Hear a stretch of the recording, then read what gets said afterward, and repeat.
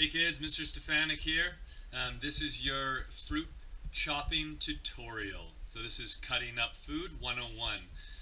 Some of you know this, others don't. One of my first jobs while I was in high school, I worked at Earl's, so I learned some of the tips and tricks of the trade of the food industry while I worked at the appetizer and salad end of the kitchen.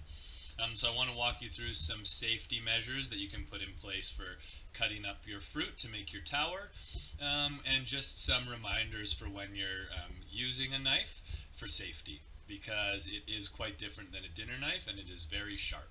So here we go. Alright, so the very first thing you're going to do is choose a knife. Some of you will have a knife block like this, others might just have a couple of knives that you or your parents use when you do any of your cooking. So choose your knife. For me, I like to find one that has the bubbles along the side. This makes for easy chopping and guiding, and you can easily manipulate the knife using this black handle here, and the blade is quite sharp, makes for easy cutting. Next thing you need to do, well, actually let me back up a little bit. We need to clean the surface. You really need to make sure that things are clean and tidy before you get cutting. Okay, so I'm going to do that.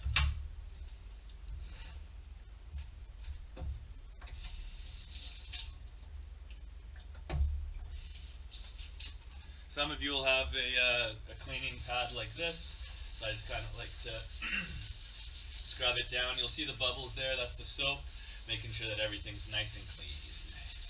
I'm just going to clean off my cutting board, but also I don't want any germs from outside of this cutting board affecting what I cut, because after you finish your fruit tower, you're going to eat it.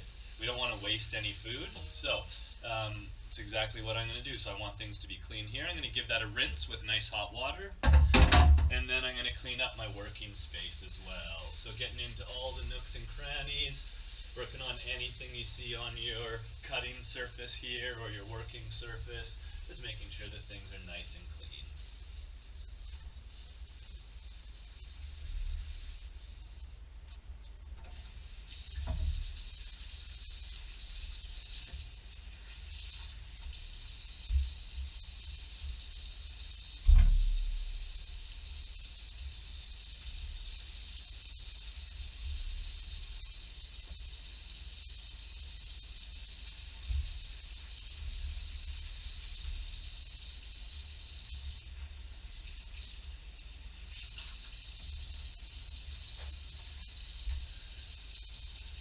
Give it a quick little wipe down now, just to make things dry so I don't have anything slipping and sliding around. It's another safety measure you can put in place.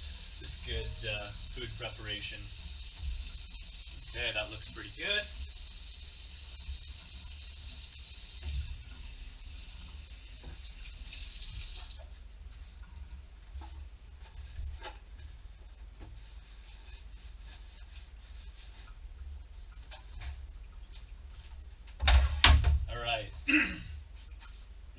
So I've got my cutting board here. Always want our cutting board to be flat on the table. If it's up on an angle like this, not going to work as well. So make sure your cutting board is flat on the table. Then you're going to grab your knife. So the first thing I want to teach you is how to hold the knife. So I'm right-handed, so I use my right hand to grip the knife. Now some of you have learned to cut like this with your finger up on top of the edge of the blade. Not best practice. What that does is you can slip off and get hurt here, or slip off and get hurt here. So try to avoid that. What you want to do instead, if you can see from my hand, I have my right pointer finger that's right along the edge here. My thumb goes behind, so I grip it like this. My knuckles are gripped firmly on the blade, but not too tight, because I still want to be nimble as I guide the knife through the fruit. So again, pointer finger down this crease, thumb behind, and then grab the knife firmly, but not too tight. The reason we do this is this protects my finger from getting cut from the blade. So I've got the blade set up, I've got my hand in place, and it looks pretty good. Now I'm going to practice for you. I'm going to practice a little bit of the motion just on the cutting board here. So kind of you guide your hand through, if you can watch that again. So I start and I push through the food and to the other side. You'll notice that I start kind of near the middle of the cutting board. I push, rock the blade, and finish through. So push, rock, push, rock, push, and rock that blade. Again, my hand is here, it's firmly on the knife. thumb behind, protecting my fingers so nothing gets caught underneath the blade, and that'll really hurt. So again, push and rock, push and rock. You might want to start practicing that before you get going on your fruit. All right, kids. So now we're set up. I've moved the camera a little bit because I think that's going to help with the viewpoint that we have for cutting up of the fruit here. So I'm going to set up my hand again, pointer finger down, thumb behind, gripping firm but not too tight. In my dominant hand, so you can see that's my right hand, so I've got the knife in my right hand. Now I'm going to choose the fruit. So you can see I've got pineapple here, and I'm going to work on that today just to give you a demonstration of cutting and then how you can possibly build your tower. So we'll have a little bit of fun with it here. So I'm going to grab my pineapple.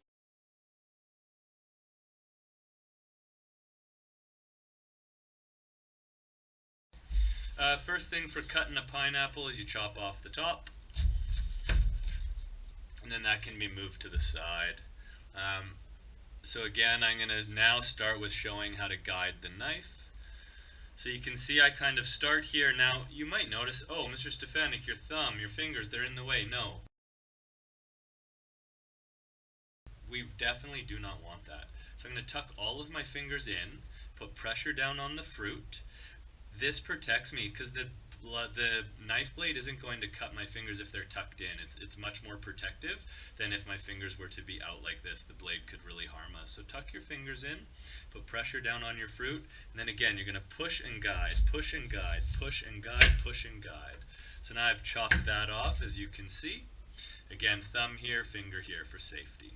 So pineapple, the cool thing about chopping up pineapple is that you can start by cutting it up into small pieces and then cut off the peel and then chop it into nice stackable pieces at the very end. So again, I've got my knife in my right hand, I tuck my fingers in, and I'm going to find the middle of my pineapple. Pineapple has this core in the middle, so I can tuck my fingers in, and I'm going to push and guide, kind of in a sawing motion for this, push and guide all the way through the pineapple. So I'm going to check that again, making sure my fingers are tucked in all the way through. So I've split the pineapple in half. I'm going to move that to the side because I'm going to work with that later.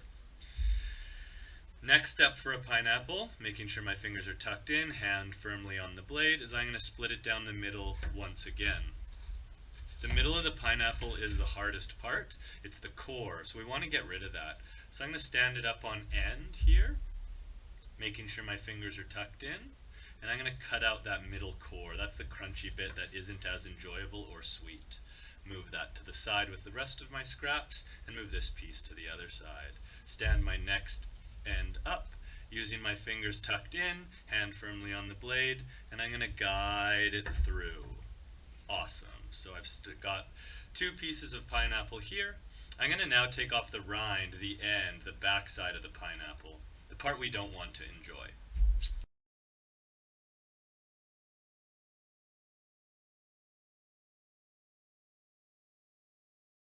Alrighty then, so now I'm going to start by chopping this up into little stackable pieces. I want to have good critical thinking and tactics here for when I build my tower, because I want to obviously go higher than Mr. Stefanik, or with more of a tilt, or with more of a creative design. So I'm going to think, if I cut my pieces, fingers tucked in, hands on the blade, I'm going to cut them into thin little strips.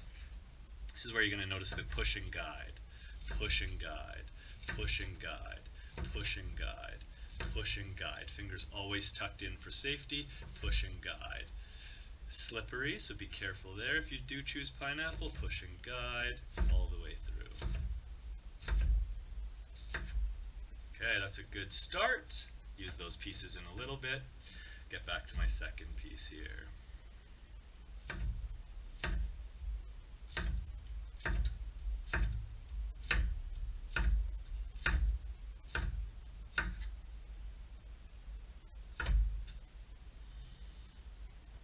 Alright, just for the purpose of this video and for the cutting technique, I'm only going to use these pieces of pineapple. So now you might want to strategize about how best to build your tower. I'm going to see how quickly I can do this here.